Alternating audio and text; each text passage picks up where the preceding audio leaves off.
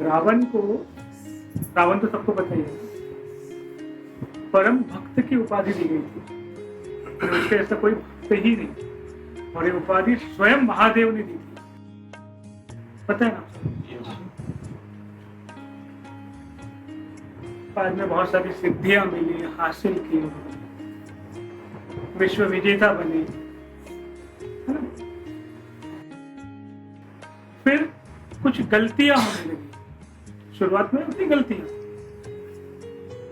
अहंकार के कारण, सब कुछ होने के कारण तो गलतियां होने लगी। एक होता है पाप और एक होती गलती।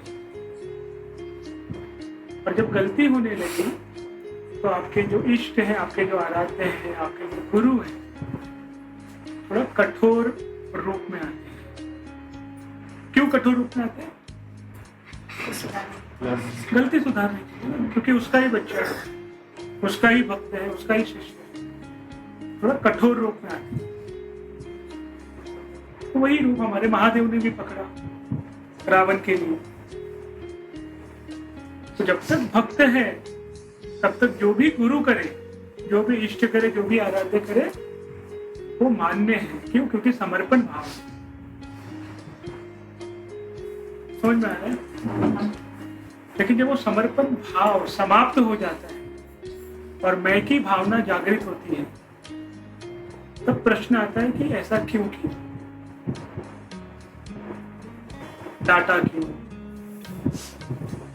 है ना, क्या इतना कठोर बर्ताव कैसे।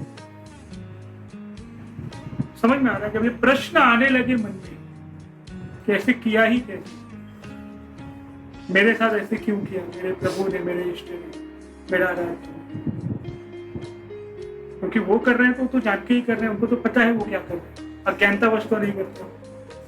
तो महादेव जी ने जब थोड़ा कठोर रूप लिया ताकि अपने बच्चे को सही मार्ग पर ले आए, लेकिन बच्चे ने अस्वीकार किया कि ऐसा मेरे साथ कैसे, और तब से उसका मत बढ़ते गया। समझ में आ रहा था? उनका घमंड बढ़ते गया, तब उनकी तरफ से पाप होता, अत्याचार होने लगे। इसलिए अपने जीवन में यदि ऐसा कोई है